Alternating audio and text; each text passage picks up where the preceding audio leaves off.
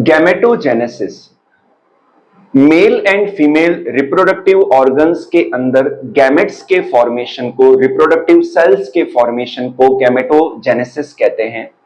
Gametogenesis two types का होता है, spermatogenesis and oogenesis।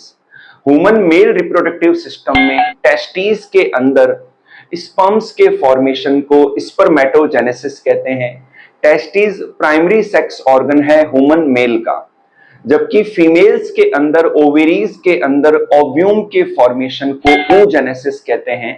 Ovaries females के अंदर प्राइमरी सेक्स ऑर्गन है। तो आज हम डिस्कस करेंगे स्पर्मेटोजेनेसिस के बारे में। स्पर्म्स के फॉर्मेशन को स्पर्मेटोजेनेसिस कहते हैं। टेस्टिस के अंदर काफी सारे लॉब्यूल्स होते हैं जिनमें सेमिनिफेरस ट्यूब्यूल्स पाई जाती हैं। सेमिनिफेरस ट्यूब्यूल्स के अंदर जर्मिनल एपिथेलियम की जो सेल्स हैं उनके डिवीजन से स्पर्म्स बनते हैं। इस प्रोसेस को हम डिटेल में समझेंगे। स्पर्मेटोजेनेसिस के अंदर 3 फेजेस पाई जाती हैं, multiplication phase, growth phase and maturation phase. So at first बात करेंगे हम इस सेल के बारे में।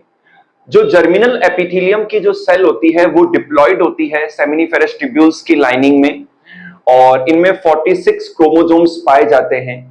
मल्टीप्लिकेशन फेज के दौरान इनके डिवीजन से कई सारी और डिप्लॉयड सेल्स बनती हैं जिन्हें हम स्पर्मेटोगोनियम कहते हैं सिंगल को, और इनका प्लूरल होता है स्पर्मेटोगोनिया।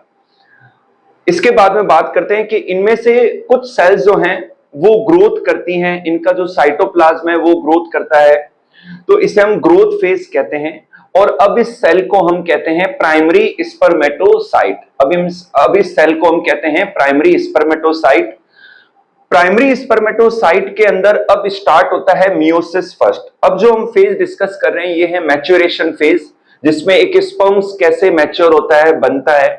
तो प्राइमरी स्पर्मेटोसाइट के अंदर मियोसिस फर्स्ट होता है, जिससे मियोसिस फर्स्ट हम सभी जानते हैं कि ये रिडक्शनल डिवीजन होता है। तो इससे जो नई सेल्स बनती हैं उनमें हाफ सेट ऑफ क्रोमोसोम्स रह जाते हैं। तो इन सेल्स के अंदर 23 क्रोमोसोम्स रह जाते हैं।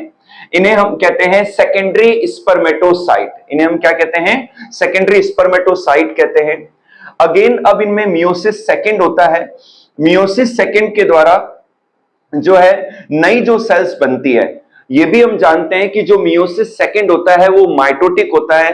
तो अब जो सेल बनती है उनमें 23 क्रोमोसोम्स ही रहते हैं। ये एक इक्वेशनल डिवीजन होता है, सेल का नंबर इंक्रीज हो जाता है। यहां पर ये जो नई सेल्स बनी है इन्हें हम कहते हैं स्पर्मेटिड्स।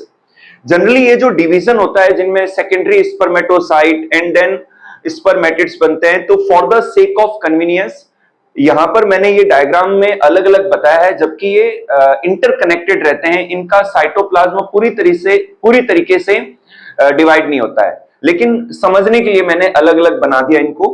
तो ये स्पर्मेटिड्स बनते हैं। अब स्पर्मेटिड्स जो हैं ये इनको न्यूट्रिशन मिलता रहता है। जो सर्टोली सेल्स होती हैं जर्मिनल एपिथेलियम की लाइनिंग में कहीं कहीं सर्टोली सेल्स होती हैं जो कि स्पर्म्स को न्यूट्रिशन देती है। तो ये जो स्पर्मेटिड्स हैं इनको न्यूट्रिशन मिलता रहता है। अब ये जो स्पर्मेटिड्स हैं ये ट्रांसफॉर्म होते हैं स्पर्म्स के अंदर। तो स्पर्म को हम स्पर्मेटोजोन भी कहते हैं और इनका प्लूरल होता है स्पर्मेटोजोआ। तो यहां पर ये जो स्पर्मेटिड्स हैं ये ट्रांसफॉर्म होते हैं स्पर्म्स के अंदर, जिन्हें हम स्पर्मेटोजोआ कहते हैं। और इस प्रोसेस को हम कहते हैं स्पर्मियोजेनेसिस। इसे हम स्पर्मियोजेनेसिस कहते हैं। जनरली जो स्पर्म्स का फॉर्मेशन है वो बॉय के अंदर जो प्यूबर्टी की स्टेज है, जो 14, 15 या 16 ईयर की जो एज है, इस समय स्टार्ट हो जाता है स्पर्म्स का फॉर्मेशन। एज आई सेड कि जो स्पर्मेटिड्स हैं ये ट्रांसफॉर्म होते हैं स्पर्मेटोजोआ के अंदर। इस प्रोसेस को हम स्पर्मियोजेनेसिस कहते हैं। अब ये स्पर्मेटोजोआ जब मैच्योर हो जाते हैं तो ये रिलीज होते हैं सर्टोली सेल से रिलीज होते हैं सेमिनिफेरस ट्यूब्यूल की कैविटी के अंदर। तो इनके रिलीज को हम कहते हैं स्पर्मिएशन। स्पर्म्स के रिलीज को सर्टोली सेल से डिस्कनेक्ट होके और रिलीज होना कैविटी के अंदर, इसे हम स्पर्मिएशन कहते हैं। अब ये स्पर्म्स वासा इफ्रेंसिया के अंदर, देन टेस्टिस के बैक साइड में जो एपिडिडाइमिस है वहां पर जाते हैं टेम्पररी स्टोरेज के लिए, और वहां पर जो स्पर्म्स हैं ये मोटिलिटी प्राप्त करते हैं।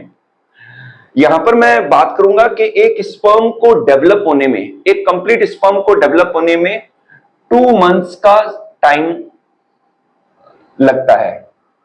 मतलब एक स्पर्म को डेवलप होने में 2 महीने लगते हैं।